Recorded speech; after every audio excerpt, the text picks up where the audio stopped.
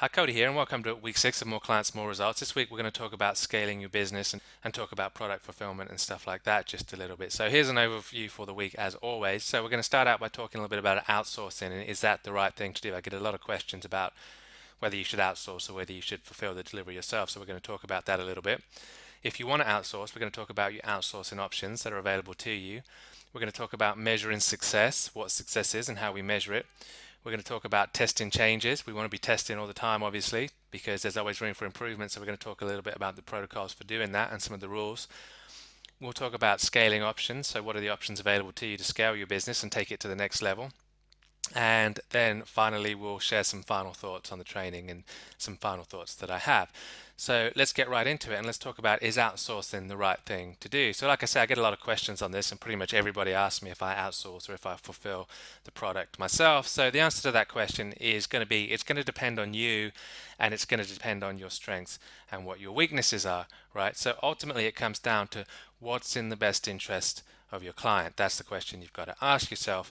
And because what's in the best interest of the client is ultimately what's in your best interest as well. It's the best interest for you. So if your client is getting results and is very happy with what you're doing, then obviously this bodes very well for you and your business. If your client's getting results and getting return on investment, he's going to stay with you. He's going to keep paying your fee and you're going to grow your business. And that's what we want, right? So it's all about what's in the client's best interest to get that client the best results. Because if they're not getting the results, then of course that's going to be really bad news for you and everybody else. He's not going to stay very long or she's not going to stay very long. And that's just the end of that, really. So people ask me what I do all the time, and to be honest, it's really irrelevant. The answer to that question is generally I do the fulfillment myself, but that's because one of my strengths is the ability to fulfill the product, right? So I'm playing to my strengths and then I outsource other tasks which I'm less competent at. But if your strength is going to be not necessarily fulfilling the product, it's not going to be inside the AdWords account, then you want to play to that strength and you want to give that to somebody who it is their strength, right? So my strengths are not going to be your strengths and my weaknesses are not going to be your weaknesses, right? So we want to make sure that we're playing to our strengths and we're playing to our weaknesses. So I want to keep within my business what I'm strong at and I want to outsource to other people which I'm weak at, right? So to determine whether you should outsource the fulfillment or not, you want to ask yourself the question, what are your strengths? What are your weaknesses, right? Take an honest inventory of yourself and identify the areas in your business and yourself that you're strong at, and identify the areas in your business that you're weak at.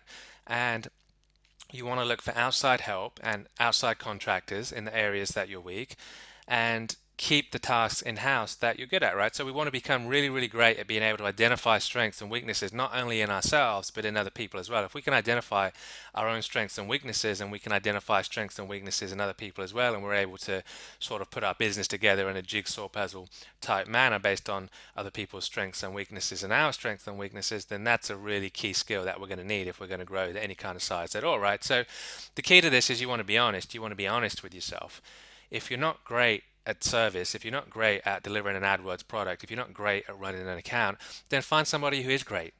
It's just as simple as that. There's a ton of people out there that are really good at it. That is their strength.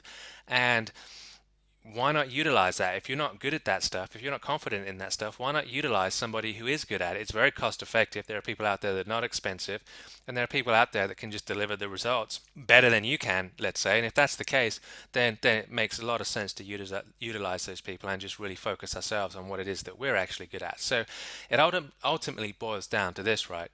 What's in your client's best interest? That's what you need to ask yourself when it comes to outsourcing.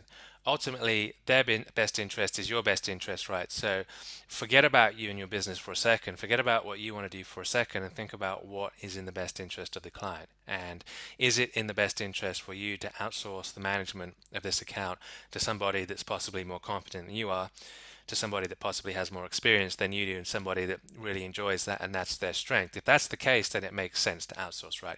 If that's not the case, if you're the right person for the job, if you're very competent, if it's something that you love to do, and you know for a fact that you can get better results than anybody else, then keep it in-house by all means. So whatever serves the client's best interest is what you want to do.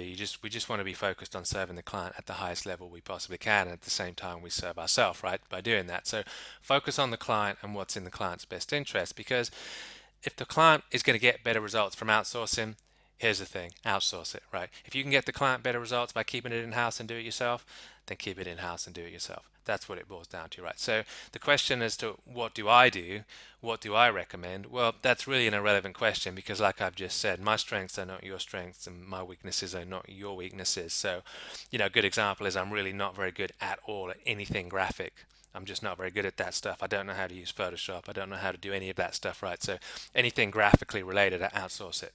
It goes to somebody else. Whereas statistical analysis and stuff like that, I'm pretty good at that. I can look at a spreadsheet and I can see a trend within the numbers, and I can probably pick out a trend a little better than most people. So it makes sense for me to do that task myself, seeing as I'm very competent at it, and give the graphic design and that kind of stuff to somebody that isn't very competent at it. That would make no sense for me to try and keep all of that stuff in-house, or it would make no sense for me to send it all out, if you see what I mean, because some of the stuff I'm good at, some of the stuff I'm not good at. So it's kind of on a case by case basis. So everybody's strengths and everybody's weaknesses are simply going to be different, right? There's no definitive course of action that's either right or wrong when it comes to this kind of stuff. And should you outsource? What elements should you outsource? So on and so forth. There's no right or wrong when it comes to this stuff, right? So I play to my strengths. I get help at my weak points, and I focus on what's in the best interest of the client. That would be the most relevant and appropriate answer to the question of what do I do when it comes to product delivery. So by doing this, I'm consequently looking after my very best interests as well, because by letting go of what I'm not good at and taking control of what I am good at, I'm taking care of my client to the highest level I possibly can.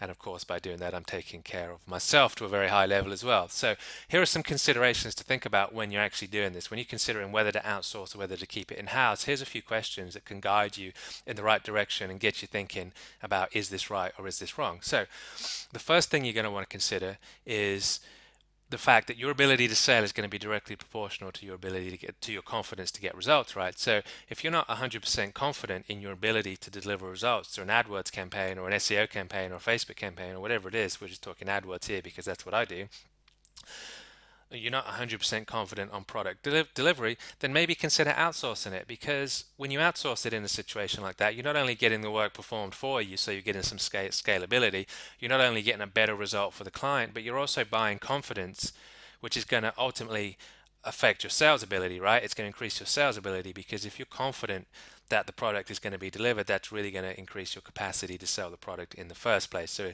if you're not 100% confident on product delivery, it makes a lot of sense for you to outsource that aspect of your business.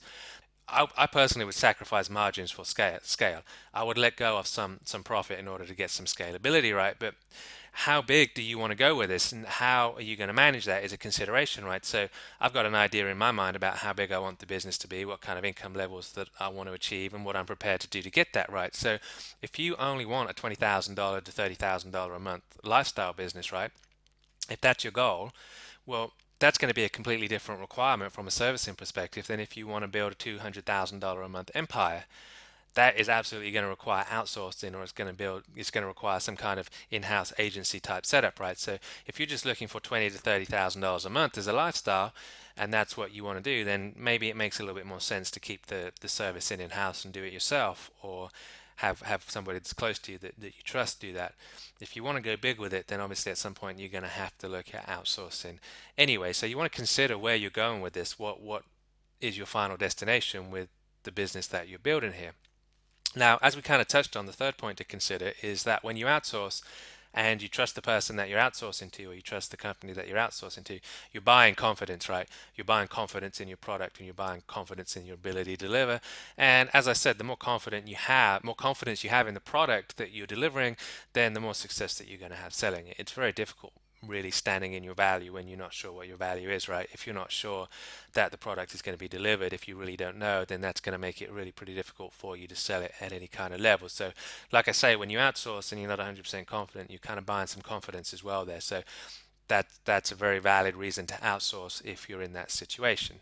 Now, the fourth point to consider is, what's the best interest of the client, right? Is it in the best interest of my client to outsource or to do this myself? Now, in my niche with my clients, it's probably in my client's best interest that I do it myself, because I have a relatively unique skill set that I think it would be fairly difficult to expect somebody else to replicate based on the way I do things, right? So for me, it would make sense, or it's in my client's best interest possibly, that I handle the delivery myself at this point. But That's not necessarily the case for everybody, and it's not necessarily the case for somebody with me in the future either, right? So you just got to ask yourself the question, what's the best interest of my client here? And you really want to endeavor to do whatever's in the best interest of your client, because as we said, that's your best interest as well, right? So having said all that, as business leaders and business owners, the greatest skill that we can actually cultivate within ourselves and within our business is the ability to identify weakness within ourselves and to surround ourselves with other people that have our weakness as a strength, right? So, like I say, my weakness is graphic design. I just can't do it. I'm hopeless at it, right? So, I've got some fabulous graphic designers that I work with that can do infinitely better job than I could ever do, so on and so forth, right? So, I've surrounded myself with people that are really good at the stuff that I'm really not good at. So we want to really start to cultivate that skill of being able to identify what's great in other people and what's not so great in ourselves, and kind of bring in those skills together in a harmonious relationship that's going to benefit everybody that's involved in that relationship.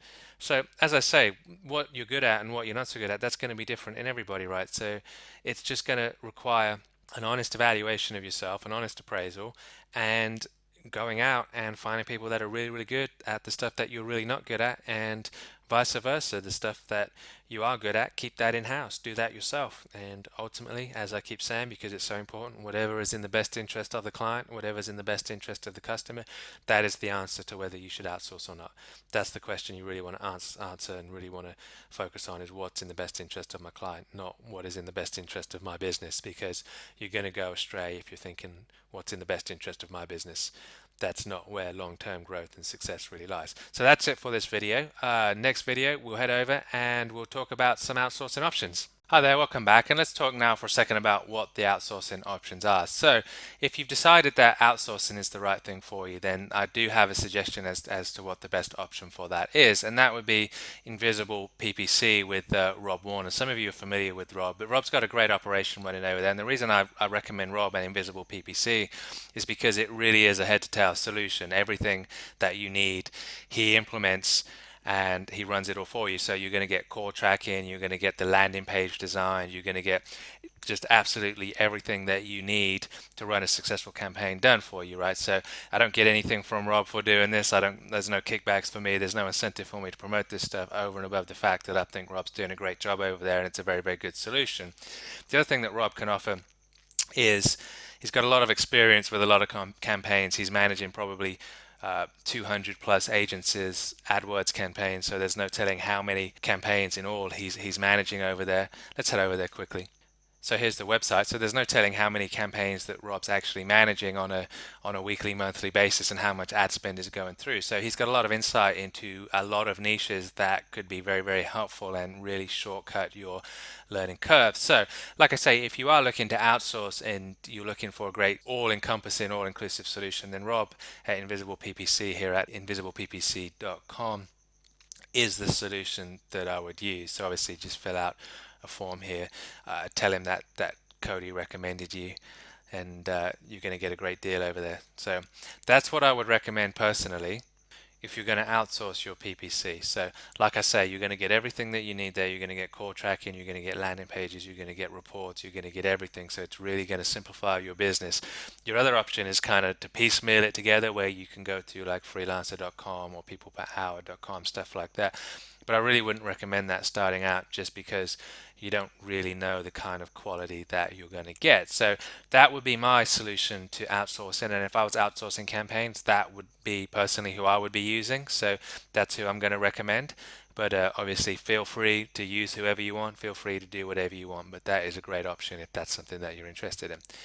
We'll catch you in the next video. Hello and welcome back. So now I want to talk a little bit about measuring success, and this is really a very, very important topic, because whatever's measured gets improved, right? Whatever's measured improves. So we want to make sure that we're actually measuring the right things. We want to be measuring the things that we want to see improve, and our success levels are one of those things. So to do this, let me give you my definition of success and how I measure it. So this is the definition of success according to Cody Butler. This is how I determine if I'm successful or not. So for me to be successful, it's moving forwards towards a defined, measurable goal, to have performed all tasks to the best of my ability, and to have completed all reasonable tasks associated with my goal on a daily basis. That's how I define success, and that's how I measure my own success on a daily basis. So I want to have a defined goal, a big overarching goal that I'm moving towards, and then I want to measure my activity on a daily basis to make sure that I'm doing everything I can do on a daily basis to actually move towards the attainment of that goal. So every day I ask myself the question, did I do all that I could have reasonably done today? And did I do it to the best of my ability? Because to me, success really is about effort and attitude. It's not about the sales and the results.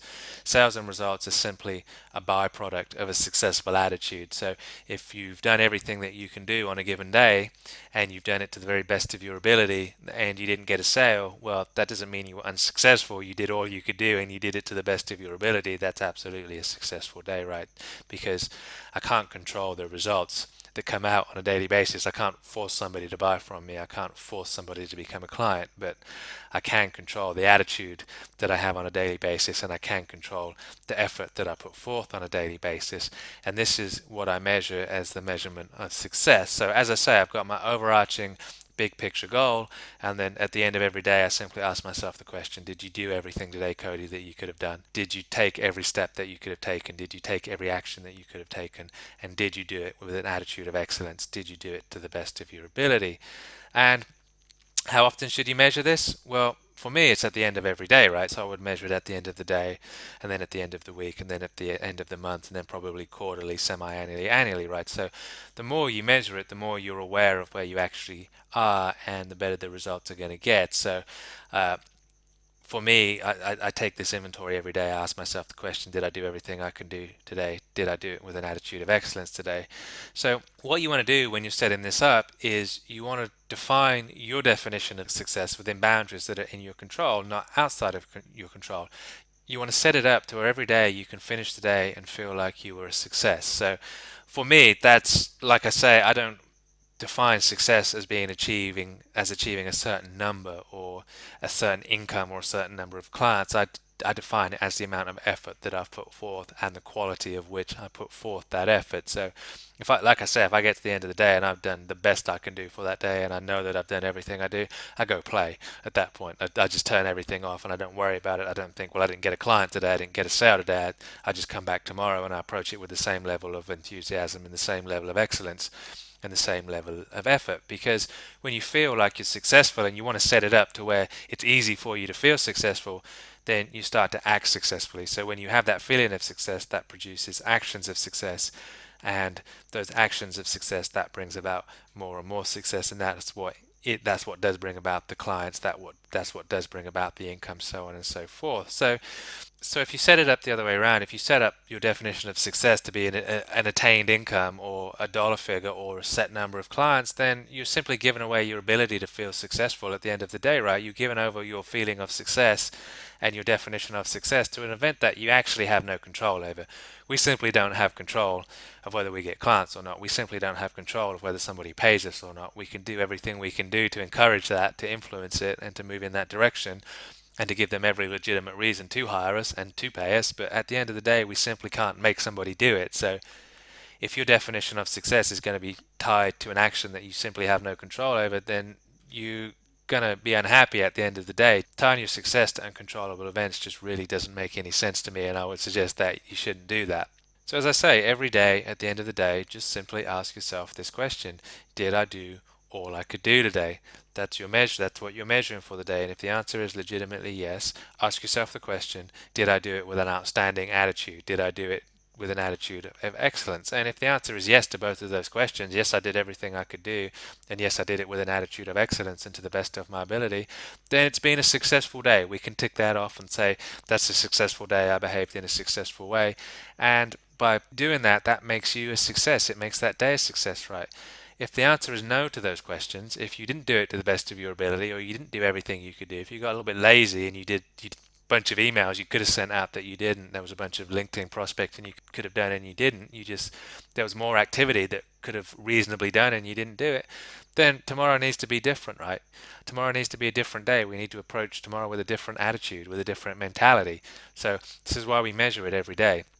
If we get to the end of the day and we say, today wasn't good enough, we didn't do everything we could do, and I didn't do it with an attitude of excellence, and we don't go very far without correcting that behavior, right? Tomorrow the behavior is corrected, hopefully.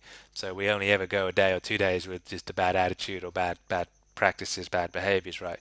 If we do that, there's just nothing more we can do on a daily basis. What more can we do than everything we can do, right? So there's simply nothing more we can do than that. So the end result and the end conclusion is this, right? If every day and every action within that day is a successful one, if you're behaving in a way that is conducive to success, then how can you end up with anything else other than success, right? How can you be anything other than successful if every action within the day is a successful action, you're doing the best you can do, and you're doing everything you can do, and you're doing it with an attitude of excellence? How can you end up with anything other than success over an extended period of time? Now, it might feel like you're not succeeding in the short term, but that's irrelevant. Over a longer period of time, as long as we're doing this, as long as we're taking these measurements every day, and as long as we're correcting our behavior if it needs correcting every day, and we keep going down that line of everything you can do, best attitude you can do it with, then you're going to achieve success at some point. There's no two ways about it. So don't wait until some point in the future to be successful.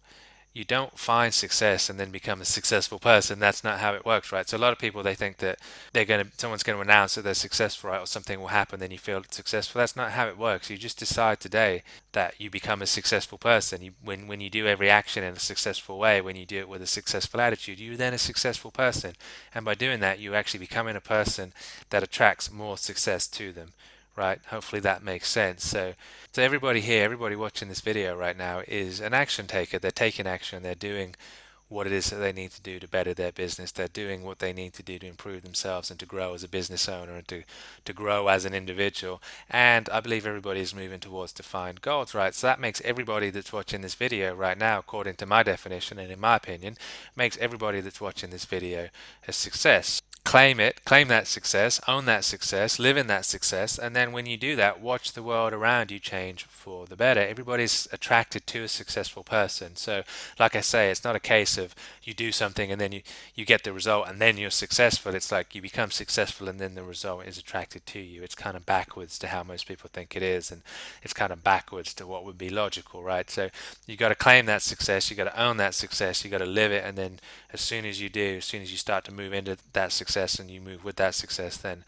the world is going to change and your life is going to change as well, and it's going to change for the better. So don't wait for somebody else to tell you that you're a success. That's not going to happen. You just need to claim that and you just need to live it, and that's how that happens. So go out there, show them that you're a success. Don't wait for them to tell you. You go out there and just show them.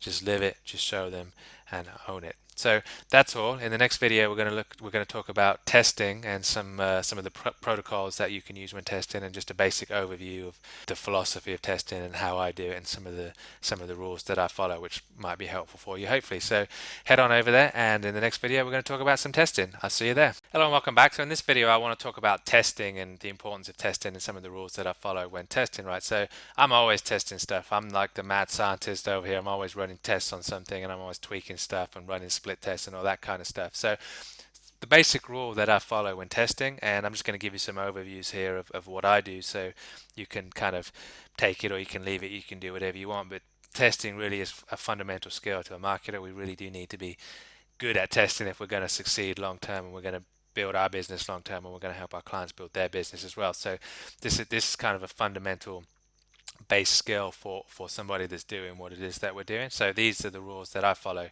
when testing, when running tests for myself and for clients. So the basic rule of testing for me is 80-20, right? So 80% of 80% of budget, 80% of everything goes into proven tested methodology, proven tested landing pages, proven ads, proven everything, right? So 80% of what I'm doing is in proven money making area, and that should definitely be the same for you. Proven ad copy, proven campaigns, and everything else. The 20% can be speculative, right? So the way I would approach that, the way I would view that is, hopefully now at this point in the course, 6 weeks into it, you've got a system that works for you, right? You've got a system that's generating leads, it's hopefully generating business. You don't want to deviate too much from that at this point. You've got a system that works, you've got a system that makes money. So that's your 80%. 80% of your effort, 80% of your focus needs to stay on that, but 20% could be put into speculative stuff, right? For shiny objects and stuff like that. So if you wanted to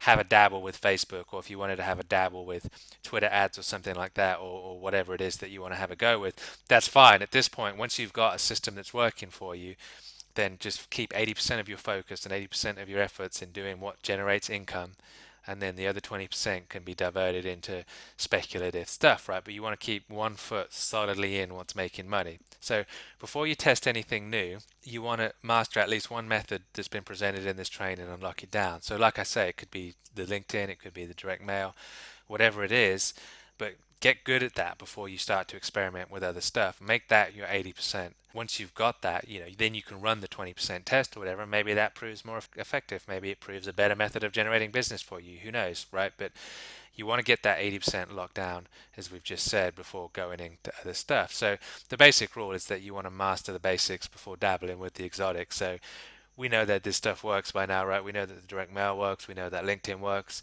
This is basics. This is fundamental basic marketing where we're just putting a good, clear, concise message in front of the right person and we're selling them a product that they want to buy. This is just good, solid, basic marketing. So we want to make sure that we don't deviate from that. And if we do deviate from that at all, it's going to be very, very small amounts, and we're going to make sure that we stay well within the confines of the basics of good, solid marketing for the most part. So remember, when you test, the test can go both ways, right? So it can get better or it can get worse, and quite often it gets worse. So don't think just because you're going to go over somewhere else and test something that you're going to get a better result and life's going to be easy. You got to keep that in mind. So you don't want to bet too much on a test, and that's why I'm saying 80-20. You don't want to bet 80% of your effort on a new test and keep 20% in the camp that's working, right? You want to do it the other way around, because chances are the test isn't going to work out. Probably only 1 out of 10 tests or 1 out of 8 tests. The numbers on tests are very small that actually work out, right? So that's why we go with the 80-20 rule. So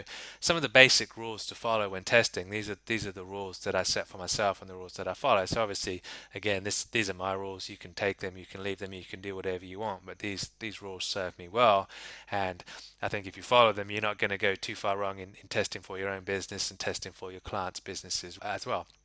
So the number one rule with testing is you want to keep good records, right? So testing is expensive.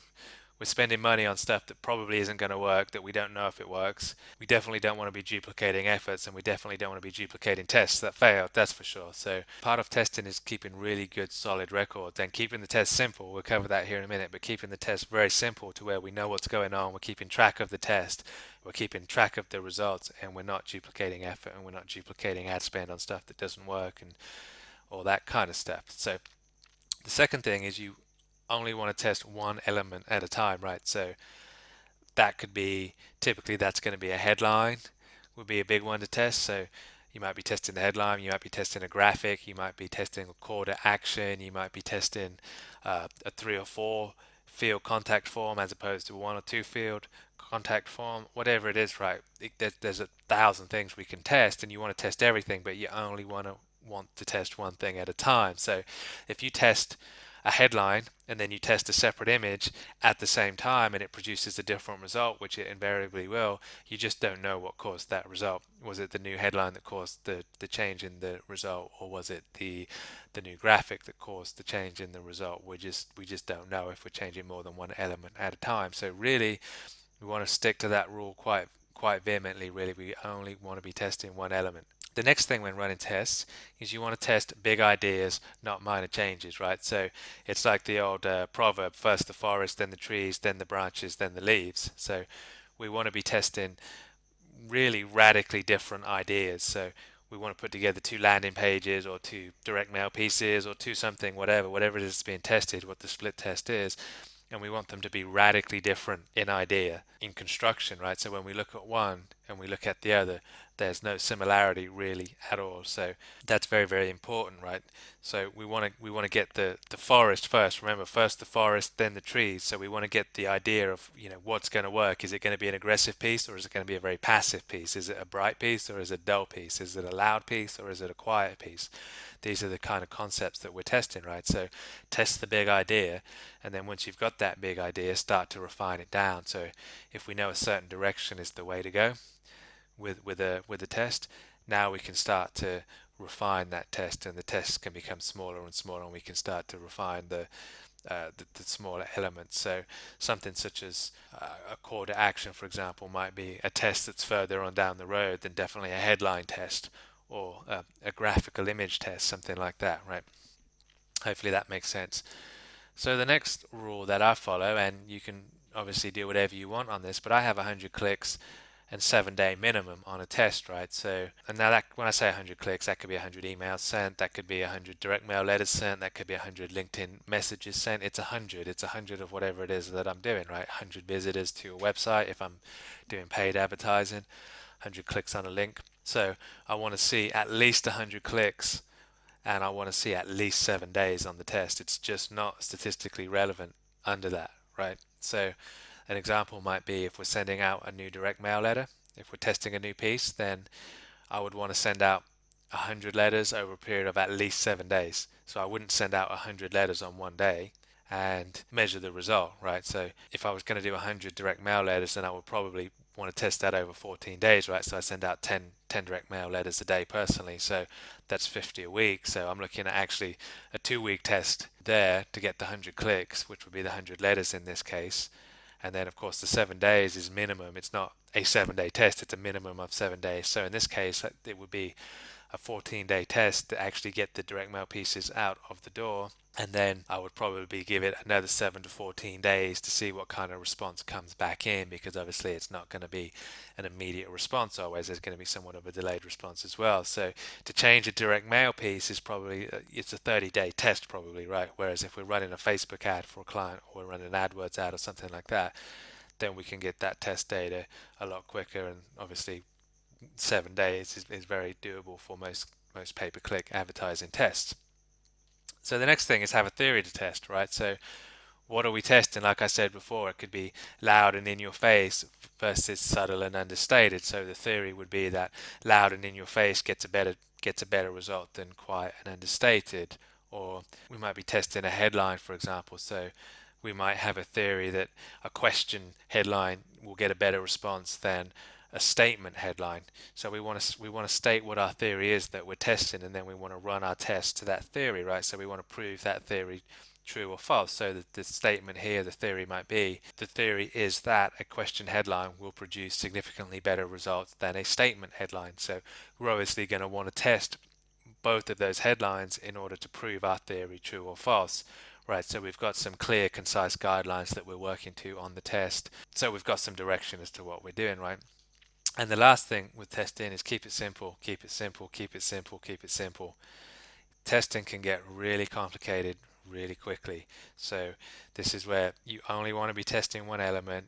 You want to be keeping very good records of what you're testing.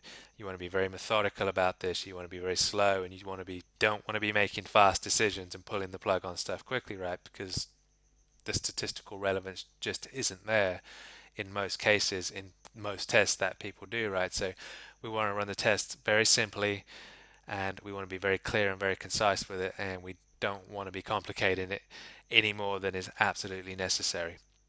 So those are my basic rules for testing. If you stick by those, you're not going to go too far wrong. There's obviously a lot of stuff out there. Digital Marketer is great for. Ryan Dice is one of the industry leaders on that. If you're looking for some further research and some information, he's got some great training on testing, and that would be a good place to start. But those are my basic rules for testing. And like I say, keep it simple, keep it manageable, or else you're going to get very, very messy very, very quickly, and that's not great. So as I said at the beginning, this is a skill that really is essential as marketers, as business people. We're going to have to learn how to test well. We're going to have to learn how to run split tests. We're going to have to learn how to make statistically relevant judgment calls, and we're going to have to learn how to optimize. And it's not that difficult, but it is something that I would suggest that we all need to master. So that's it. I'm going to leave it there. Like I say, check out Ryan Dice and digitalmarketer.com if you're interested in learning more about that. He's got some great training on how to test. Just his blog is really good. He's got some great information on his blog, well worth checking out.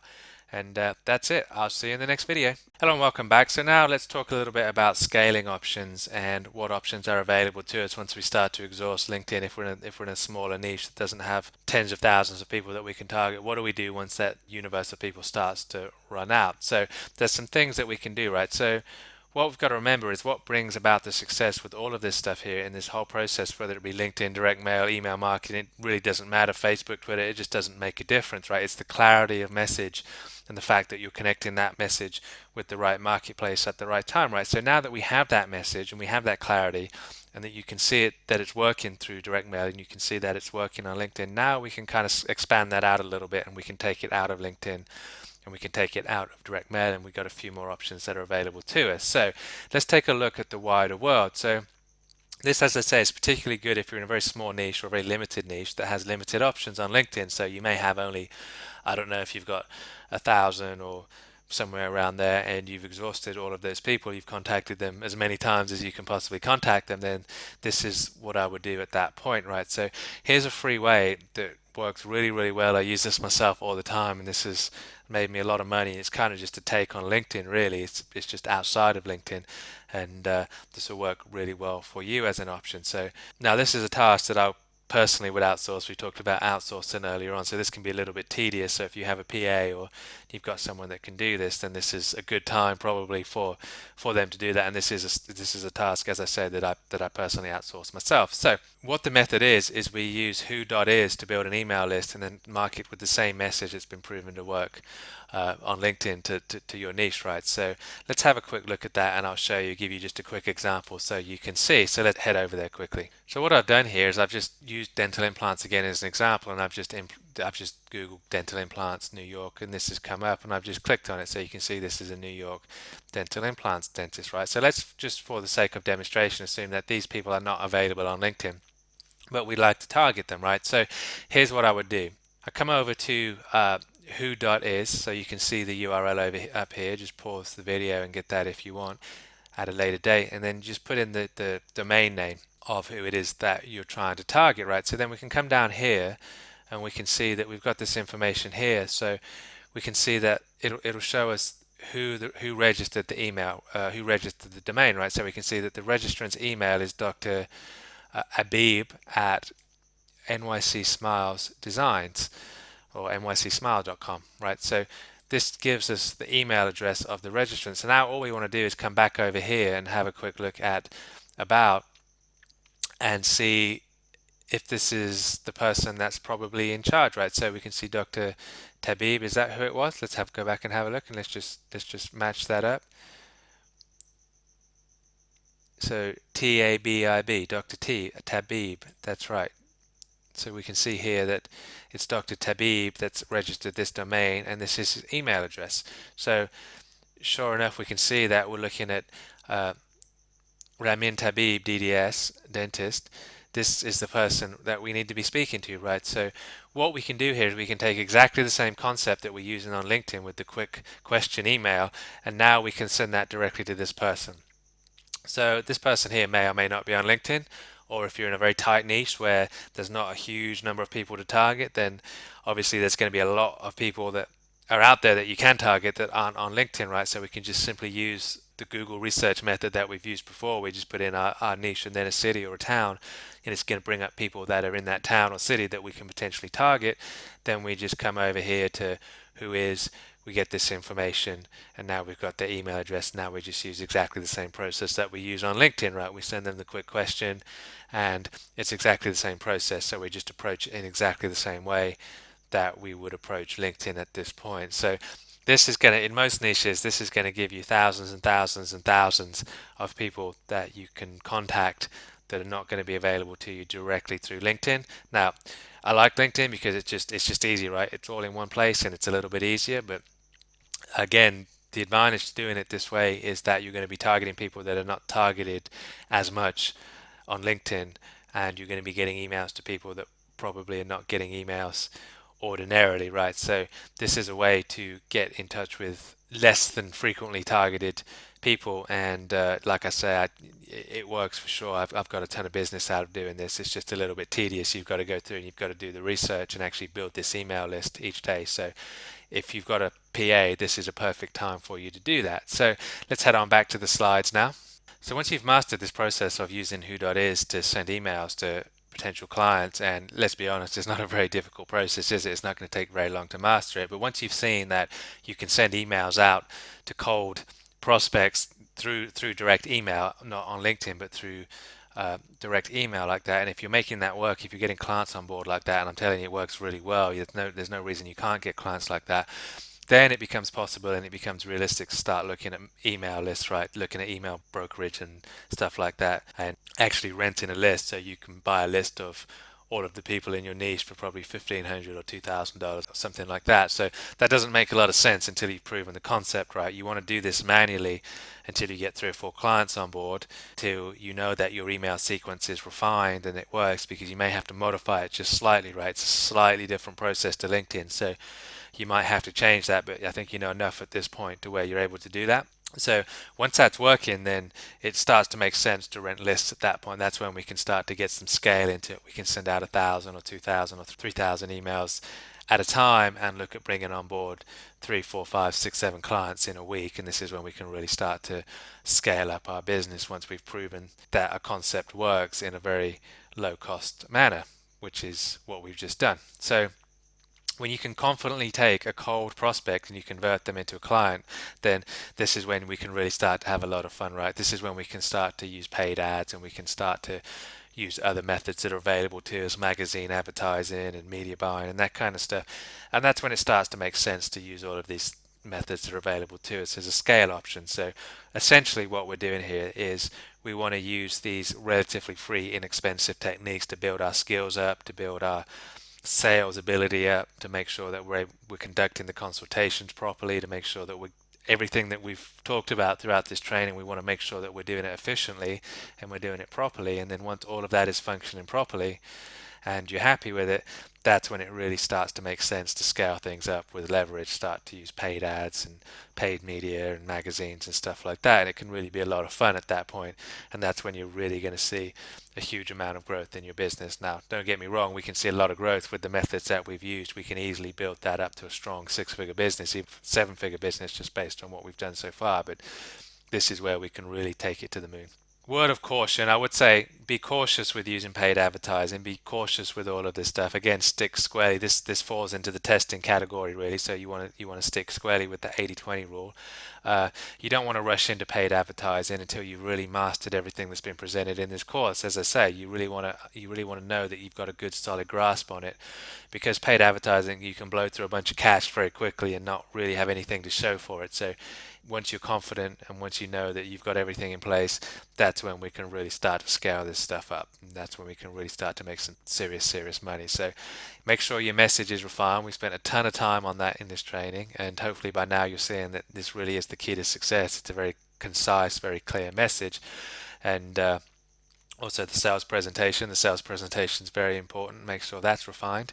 And of course the product delivery, make sure that's refined as well. When all of these elements are in place and you're really happy with it, then that's the time to move to paid advertising. That's the time when you say, it's time to grow my business seriously and in a hurry. That's when everything's in place and all of the stars are aligned. So as I say, you've got a number of options available to you for scaling your business. So that's it. That's all we're going to talk about right now for scaling your business. So I just wanted to give you another method there. So if you run out of people to target on LinkedIn, you're not freaking out. You've got a lot of scope still available to you, and there's still a lot of money to be made.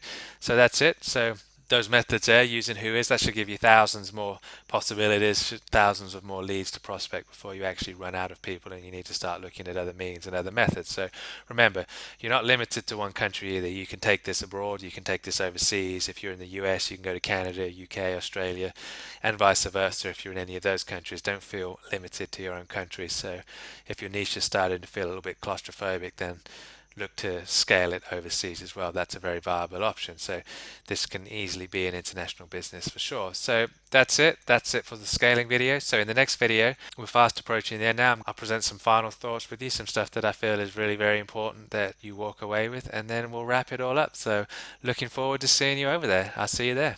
So hello and welcome back, and time for some final thoughts. So here we are, we're fast approaching the end of this training now, and just a little bit of time for some final thoughts that I'd like to share with you that hopefully you can take away from this, that really I feel are really very important to the success of my business and hopefully the success of your business moving forward as well. So you now have the tools, but hopefully if I've done my job properly here as well, then I haven't just given you tools, but as we talked about at the beginning, hopefully you have more skillful hands now with which to use those tools. That was the goal at the beginning. So I'd like to share with you just a few final thoughts on what I would consider to be the most important points to your success, some of the points that I would consider very critical to my success as well. So I'd also like to share with you some of the refinements that really make you a more skilled craftsman in your chosen profession. They make your hands more skillful, they make you more skillful. So as I said, it's not just about getting new tools, it's about developing more skillful hands to manage those tools as well. So as I say, hopefully by now you're a more skillful craftsman in your craft and not just somebody that has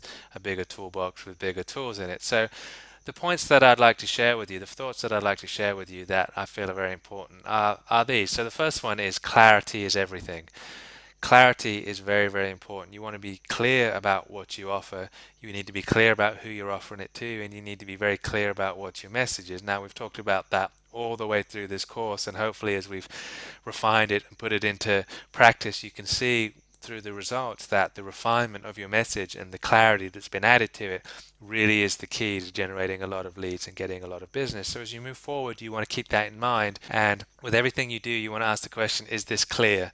Does this demonstrate clarity? Is this easy to understand? Am I communicating clearly? So clarity is the only thing that really cuts through all of the noise. There's nothing else that's going to get through the noise that's in the marketplace. There's just so much jibber jabber and noise out there that really clarity is the only thing that's actually going to cut through. Because without clarity, there's actually very little hope of success. It's really going to be very difficult, and hopefully a lot of people by now can see that the reason they were struggling previously is due to a lack of clarity around what they offer and who they offer it to, and a lot of other things as well, really. So hopefully that's been made clear during this training. So the second thought that I would like to offer that I find very helpful and very important is that it's important to focus on your clients, not on yourself. Now, if your clients are successful, then you'll be successful. That's just a natural outgrowth of that. So you always want to be looking for ways to get your clients better and better results, right? Because the better the results they get, the better the results you're going to get. You want to let success be a byproduct of your clients' results. You don't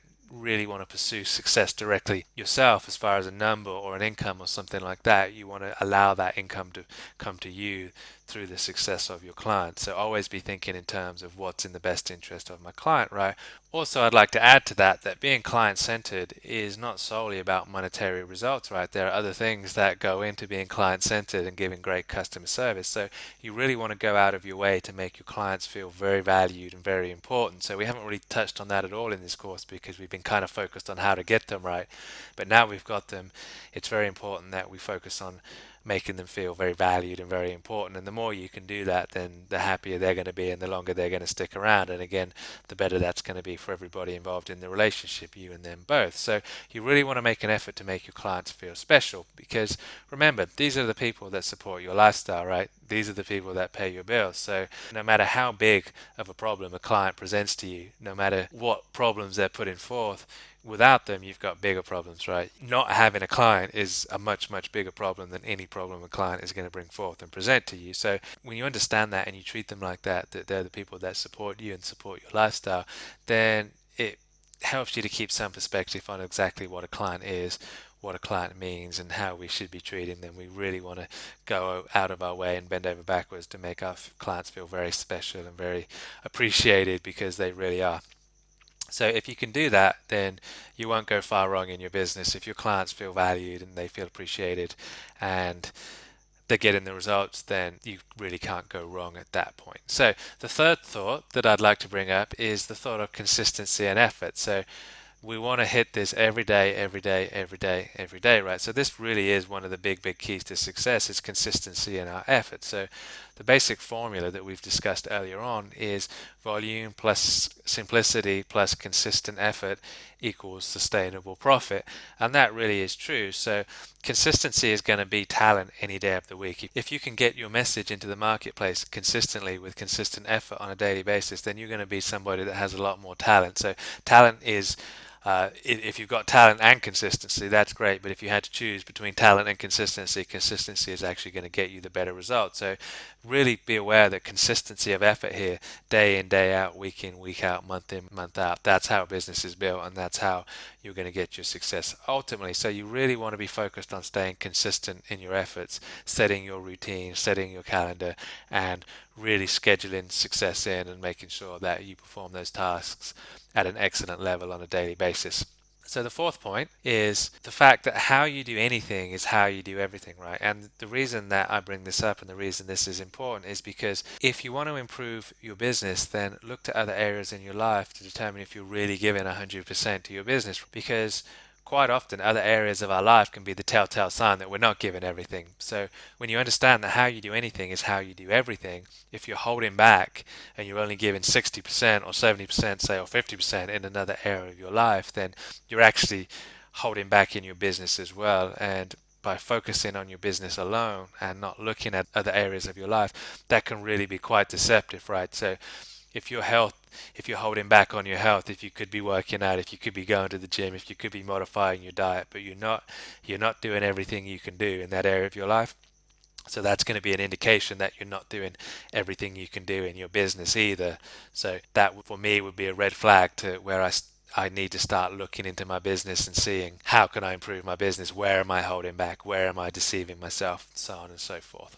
So if you're neglecting other areas of your life, then there's certainly areas of your business that you're neglecting too. So look at your relationships, look at your health, look at other stuff, and if there's improvement in those areas, then there's improvement in your business as well, is the way that that goes. So point number five, thought number five is a really important one, and that's to get more, you must give more, right? That's just natural law, that's just a basic law of the universe, but it goes over the head of most people.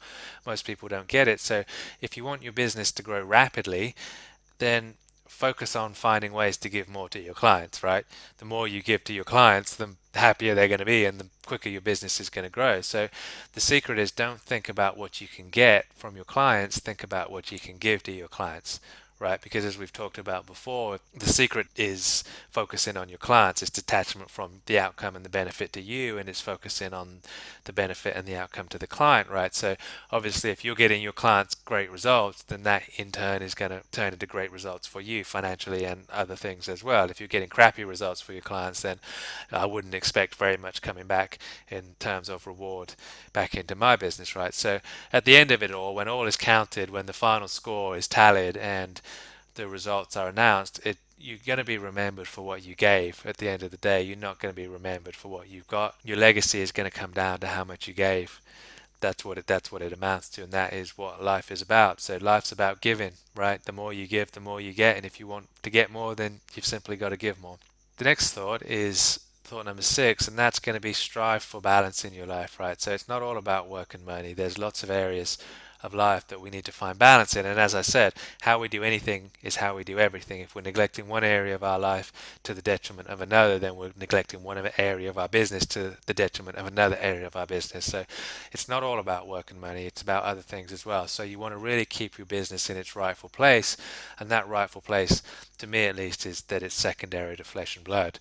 There are certain things that come above and beyond business. There are certain priorities that become above and beyond business. But if we're not careful, we can lose sight of that, and it's very easy to become unbalanced and start to develop problems in our life or other areas of our life as a result of a lack of balance, right? So striving for balance across the board, across all of the areas of our life, that's really important, because there are other areas of life that I say that deserve equal attention. Your business is not the only thing out there that's vying for your attention. There are other areas that deserve your attention as well, right? So just try and keep some perspective. That's what I do. I try and keep some perspective. It's not always easy, but that's why we need good people around us to remind us, but just try and keep some perspective on what business actually is and the other things that are important in our lives as well. The seventh thought that I would like to leave you with is just believe in yourself. That's so important. You've got to believe in yourself, right? You've got to trust in your ability to succeed. You've got to trust in your ability to successfully handle any problem that's thrown at you. And you've got to have the confidence that no matter what comes along, you have the competence to deal with it, right? So when you know that you're bigger than any challenge that comes your way, then you can just refuse to worry. There's no need for you to worry anymore. So just believe in yourself and believe in your talent and believe in your ability, and that's going to do wonders for your business, and that's going to do wonders for every part of your life. That's going to do wonders for your self-esteem, for your confidence. It's going to do wonders for the people that are around you on a daily basis. It's just the start of everything: self-belief, self-confidence, and just understanding and just knowing that it doesn't matter what happens. We've got the talent, the skill, the ability, and the competence to handle it. Is just a great place to be, and really cultivate that and really work on that mindset in your business and in your personal life.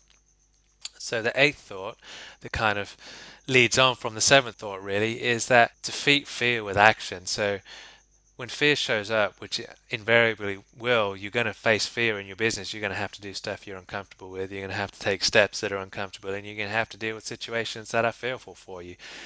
Just do what you need to do anyway. Just move through that fear, right? Just take a grip of it and just move through it and do it now. Take action.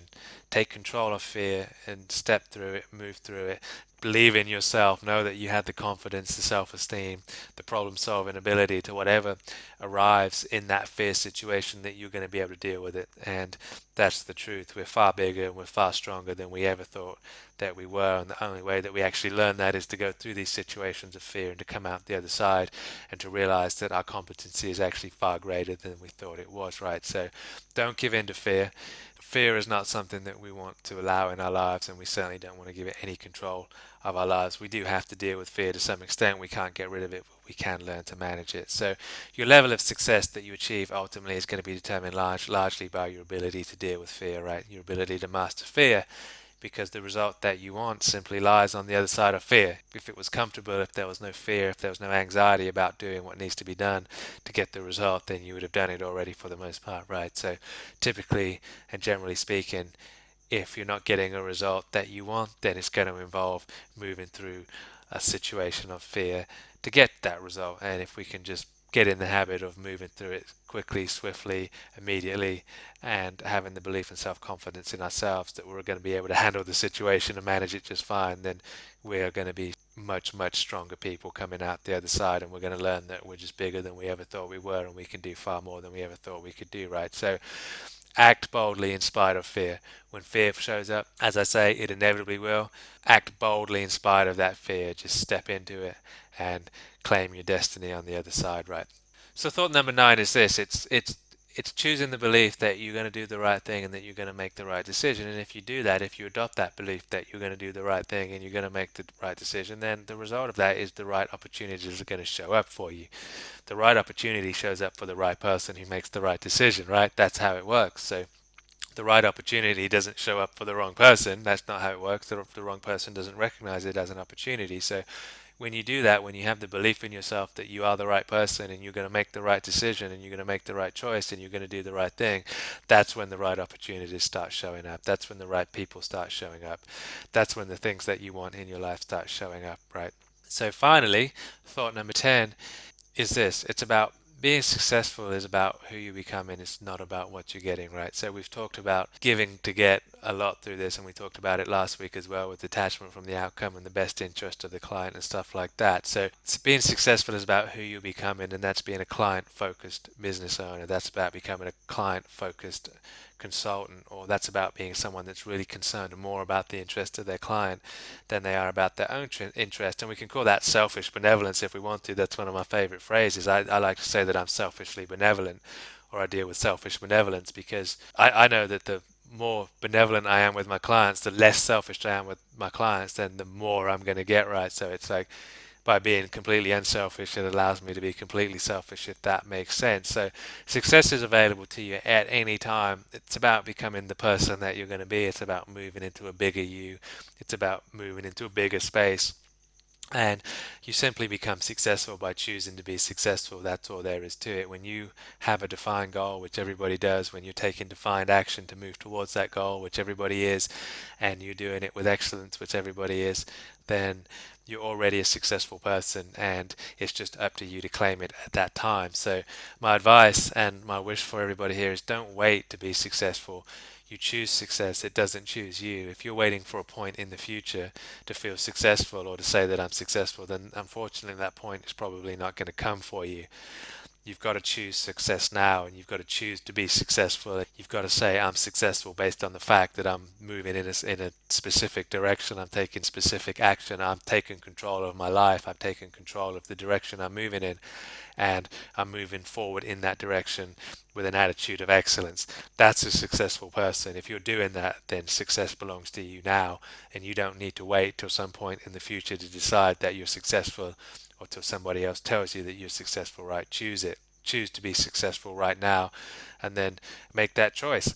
just make a choice to be a success story, because the world needs success stories. The world needs competent role models and leaders. There's a definite lack of people out there that have the ethics, that have the value, that have the morals, and have the skills, and have the ability, and have the results. There's a real lack of those people in the world, and the world needs these people. The world needs competent role models. The world needs competent leaders. And it's for you to decide that you're going to be that. If you can do that, if you can step into that role, and if you're not that already, and I know a lot of people are, but if you don't feel that you're that already, then it's for you to step into that. And if you do that, if you decide that that's going to be you, you're going to be the role model, you're going to be the leader, you're going to be the one that demonstrates competence and results, and decide that you're going to be the solution to other people's problems, then there's never going to be a shortage of clients for you. There's never going to be a shortage of business. There's never going to be a shortage of people lined up to work with you, right? And that's just a choice. That's all it is. You've got to choose to be that person. You've got to choose to be that leader. You've got to choose to be that role model. Nobody's going to appoint you as that. Nobody's going to tell you that you're that until much, much later on. But you've got to decide that for yourself and say, that's who I am. That's who I'm going to be. Claim it, live it, and then lead based on the principles given in this training. These are sound principles that they're not my principles for the most part. I've got them from people that are much more successful than me, and I try to give credit where I can remember that the principles have come from. But I've had lots of teachers, I've had lots of mentors, and these are the success principles that have been passed on to me, that have served generations before me, and now serve generations after me as well. So these principles, they just simply work. That's all there is to it. These are the principles of successful business, and these are the principles of successful leadership. So if you follow these principles, if you follow these ideas, and like I say, they're not my ideas. They're ideas that I've gathered from a series of mentors and teachers that have taught and trained me. Then you're simply going to have a line of people behind you, just desperate to follow you, desperate to work with you, desperate to be your client. You're never going to struggle. You're never going to struggle to get business. You're never going to struggle to have a business. And that's all there is to it. So now is the time just to go and be successful, right? Let the world know that it's your time. You're here. And the world is out there. Like I say, they need leaders. They need people like you. They need role models. They need people that they can trust. They need people to solve their problems for them.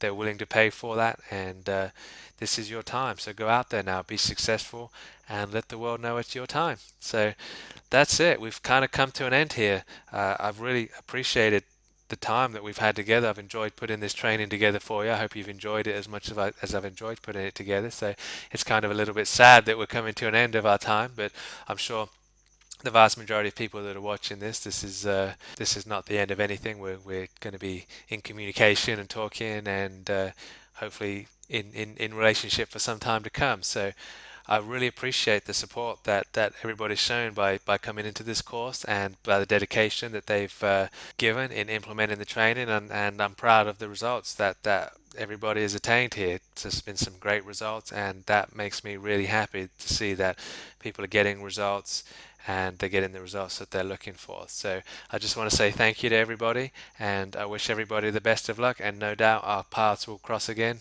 very, very soon. So best of luck, everybody, and as I say, thank you very much, and we'll talk to you all very soon. So hello and welcome back. I've decided to make one final video based on some questions and some requests that I've been getting, and that's regarding ongoing support for what we're doing here. So obviously I hope this has been a great program for you, and I hope it's been a great training, and I've done my very best to give you everything that you need to get clients through the door.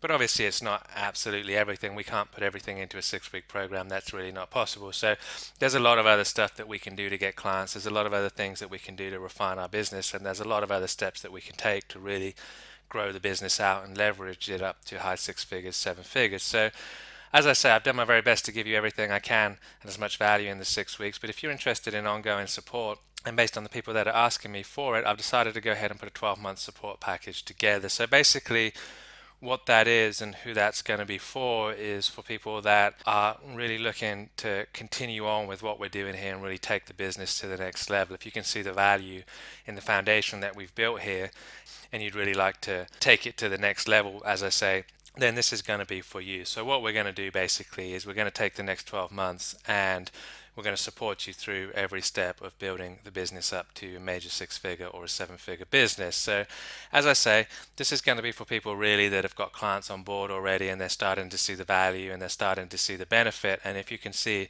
how we could work together and we could really ramp the business up significantly and really grow it to a major asset that's going to produce a serious income for you for a number of years to come, and you'd like to work on that together over the next 12 months, then there is a support package available for you. I haven't been able to come up with some cool name for it or something like that, so if anyone's got any name, let me know. But I'm calling it the 12-month support package right now. So if you're interested in that, then that's great. Just shoot me an email to Cody@codybutler.com. I think you pretty much all got my email address and stuff like that. So if you want to know more about it, just shoot me an email over and we can talk about it. And if it's not for you, then that's absolutely fine as well. And I hope you've got a lot of value out of this training and you're bringing clients on board. But if you are bringing clients on board already and you can see the value and you can see how 12 months of support in implementing this and other strategies as well that are working really well, because these are not the only two strategies that are working. These are two strategies that are working really, really well. There are other things we can do as well. There are other options to bring business on board, obviously. So if that's something that's of interest to you and you would like that support after this training program to where we can really make sure that you get the maximum amount of value and you don't kind of backslide into old ways, we keep moving forward to the goal that it is that we're looking for, which is substantial income, as very scalable, very solid business, then like I say, there is a 12-month support package available. Shoot me an email, I'll be happy to talk to you about it. If it's not for you, then that's fine as well. And as I say, as always, best of luck and we'll talk soon.